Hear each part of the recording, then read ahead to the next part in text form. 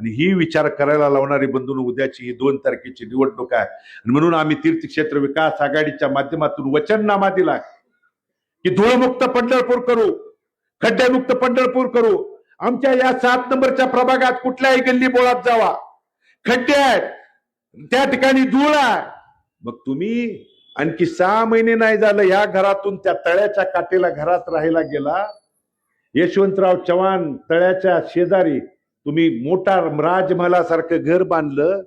घराचा गिलावा आणि कलर काम व्हायच्या अगोदर तिथं 2 पदरी कॉन्क्रीटचा रस्ता बंधून होतोय. मी जाऊन बघा, तुम्ही आपल्या चिन्हात रिक्षात जाऊन उद्या जाऊन या बघा.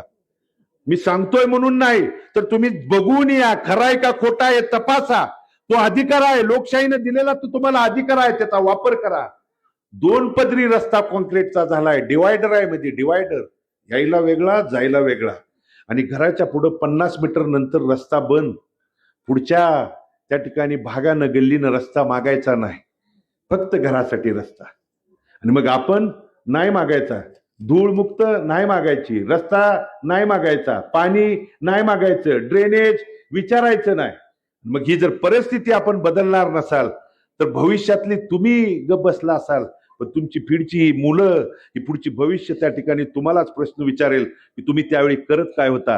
आणि ही विचार करायला लावणारी उद्याची निवडणूक आहे बंधूंनो. आणि म्हणून जर बदल करायचा असेल तर सत्तेचा वापर करून बंधूंनो, लाखो कोट्यावधी रुपयाच्या त्या ठिकाणी प्रॉपर्टीवरती आरक्षणाच्या नावाखाली कवडी मोलानं जागा घ्यायच्या आणि लोकांना लुबाडायचं काम आणि पाप एकीकडे केलं. किती उदाहरणं देऊ, किती.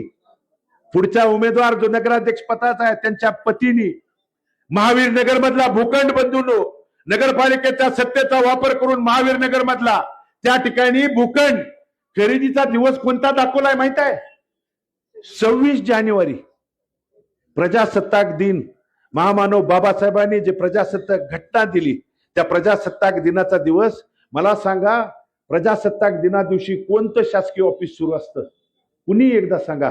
आणि मग त्या प्रजासत्ताक दिना दिवशी तुम्ही हा भूखंड खरेदी दाखवू शकता, तर तुमच्या माझ्या 1 गुंठ्या 2-1.5 गुंठ्याच्या आपल्या कष्टाच्या कमाईतनं जागा कधी बळकावतील हे तुम्हाला त्या ठिकाणी कळणार पण नाही. आणि किती तर नागरिक येऊन सांगतायत आम्हाला रात्र झोप लागत नाही हो, आमच्या खर्चातनं प्रपंचाचा उदरनिर्वाह करत असताना आम्ही कुठं अर्धा गुंठा घेतलाय, पण आम्ही दचकून उठतोय का? आरक्षण टाकतेत का काय, हे आम्हाला त्या ठिकाणी भीती आहे. आणि मग जर ही परिस्थिती, भयाची भीती त्या ठिकाणी बदलत असतील, आज नगरपालिकेत विकास केला म्हणून सांगताय, काय विकास केला परिचारक साहेब?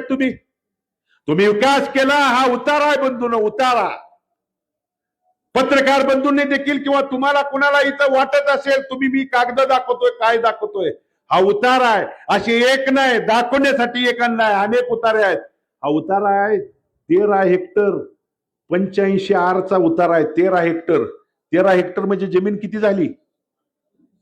किती? 32 एकर जमीन पंढरपूर शहरात. आणि कुठल्या समाजाची आहे माहित आहे? वाचून दाखवतो. कृष्ण यजुर्वेदी तैत्रिक अपस्त्रम ब्राह्मण समाज ट्रस्ट पंढरपूर. आणि त्याच्या खाली नाव आहेत. साहेब, तुम्ही तुमच्या समाजातल्या ट्रस्टची जागा देखील सोडली नाही हो. आणि खरेदी कोणी केली आहे माहित आहे? नावं वाचतो, ऐका. ऋषिकेश उमेश परिचारक, रोहन प्रशांत परिचारक आणि चिन्मय राजीव जोशी. 32 एकर जमीन आहे. हा उतारा आहे 2023 ला. त्या ठिकाणी कशी घेतली? आरक्षण टाकतो म्हणून कवडी मोलाच्या भावानं त्या ठिकाणी 32 एकर जमीन जर घेत असतील तर तुमच्या माझ्या 1250 गुंठ, मग तुमच्या माझ्या गुंठ्या 2 गुंठ्याच्या जमिनी रात्रीत गायब झालेले कळू देणार नाहीत.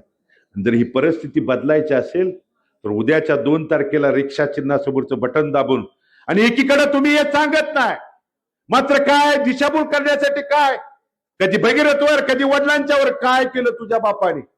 अरे माझ्या वडिलांनी या भागातला लोकसेवक आमदार म्हणून काम करत असताना 2.5 वर्षाच्या काळात त्या ठिकाणी नगरपालिकेचे तीर्थक्षेत्र विकास आघाडीची सत्ता असताना कधी कुठल्या समाजावरती, ट्रस्टवरती आरक्षण टाकतो म्हणून कधी धमकावलं नाही. या तालुक्यातल्या, शहरातल्या एक जरी नागरिकांनी सांगितलं की भारत नानांच्याकडून आमदारकीच्या काळात आम्हाला दमदाटीची दादागिरीची भाषा केली आहे, पोलीस प्रशासनाला हाताशी धरून कधी आम्हाला अन्यायाची वागणूक केली आहे. एक उदाहरण द्या, मी आत्ताच्या आत्ता निवडणुकीतून त्या ठिकाणी माघार घ्यायला तयार आहे, पण तुमचे किती दाखले देऊ, किती? आज तुम्ही वेगवेगळ्या भूमिकेतून जाऊन दडपशाहीनं त्या ठिकाणी सांगताय, उद्ध्वस्त करण्याचं पापन घाट एकीकडे घातलाय. समाजाच्या नावाखाली तुम्ही तुमचा स्वतःचा समाज सोडला नाही तर बाकीच्या बहुजन समाजाचा काय विचार करणार, ही उद्याचे विचार करायला लावणारी बंधूंनो ही निवडणूक आहे. म्हणून आज जर जागा नाही झालो तर पुढं आंतरराष्ट्रीय सोडा, आपल्याला आंतरराष्ट्रीय बाजारपेठेतच तिकडे भटकावं लागेल, अशी परिस्थिती आपल्या समोर ते केल्याशिवाय राहणार नाहीत. हा, आता त्यांनी जमिनीवरचं बोलायचं सोडून दिलंय. खड्डेवर नाही बोलत, धुळीवरती बोलत नाहीत, तुमच्या ड्रेनेजवरती बोलत नाहीत, आता उड्डाण पुलावर बोलायला लागलेत. ते उड्डाण पूल खालचं जमिनीवरचं काहीही बोलत नाहीत. आणि म्हणून जमिनीवरची बोलणारी माणसं तुम्ही जोपर्यंत निवडून देत नाही तोपर्यंत त्या ठिकाणी आपल्या भागाचा कायापालट विकास आज तुम्ही आंतरराष्ट्रीय करत असताना मूलभूत गोष्टीसाठी जर आम्हाला नगरपालिकेला आज आमची घरपट्टी पाणीपट्टी बघा, वाटेल तेव्हा तुम्ही परिपत्रक काढताय आणि पाणीपट्टी वाढली, घरपट्टी वाढली.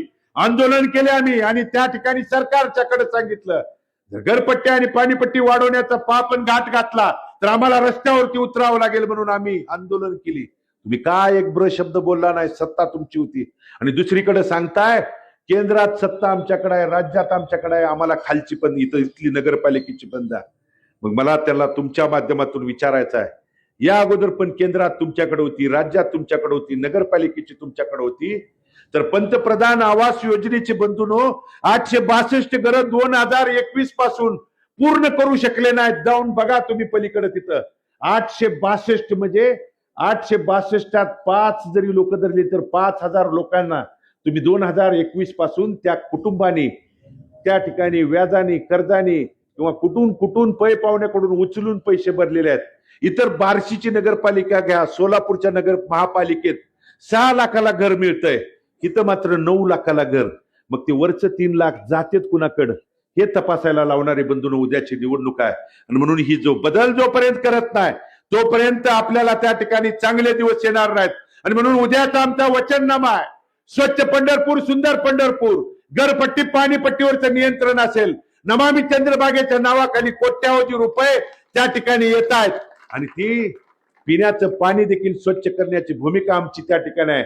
ड्रेनेजच्या पाईप, कारण का होतंय माहित आहे, ड्रेनेजचा ठेकेदार तोच, पिण्याच्या पाण्याच्या पाईपचा ठेकेदार पण तोच, घराकडे येणाऱ्या रस्त्याचा ठेकेदार पण तोच, नमामि त्या ठिकाणी तो नाम संकीर्तन सभागृहाचा ठेकेदार पण तोच, आणि या धाकट्यांच्या ग्लासात पाणी ओतणारा पण तोच. कसं आपलं बदलणार आहे? आणि मग बदलायचं असेल तर आपल्याला उद्या बदल त्या ठिकाणी 2 तारखेला करावं लागेल. आणि रिक्षा चिन्हासमोरचं बटन दाबून आपण आपला आशीर्वाद द्या. आमच्या कॅरिडॉरच्या बाबत मंदिर परिसरातल्या नागरिकांना देखील आवाहन आणि विनंती आहे, आम्ही विकास कामाला कधीच विरोध केला नाही, पण नागरिकांना उद्ध्वस्त होत असताना आम्ही तुमच्या सोबत आहे. कारण तुम्ही म्हणताय ना आमच्या बापानं काय सांगितलं, आमच्या बापानं 2009 ला सांगितलं की 1982 ला मास्टर प्लॅन झाला आणि मास्टर प्लॅन झाल्यानंतर 43 वर्षानंतर देखील विस्थापित झालेल्या लोकांना आज न्याय मिळू शकत नाही. आमचा विकास करताना आम्ही विरोध नाही करणार, पण आम्हाला विचार तरी करून करा. आज 9 मीटरचे डीपी रोड 12 मीटरचे केले, 15 मीटरचे डीपी रोड केले. शहरातले 7000 नागरिकांची घरं उद्ध्वस्त होणार आहेत. मग विकास कुणाचा करणार आहे? लोकच जर तुम्ही उद्ध्वस्त करून त्या ठिकाणी विकास करणार असेल तर कुणासाठी करताय, का करताय, येऊन तुम्ही सांगितलं पाहिजे. आणि म्हणून ही भूमिका बदलण्यासाठी बंधूंनो हात जोडून विनंती करतो की उद्याची त्या ठिकाणी ही 2 तारखेची निवडणूक आदरणीय त्या तीर्थक्षेत्र विकास आघाडीच्या भारत नानांच्या विचाराची निवडणूक आहे.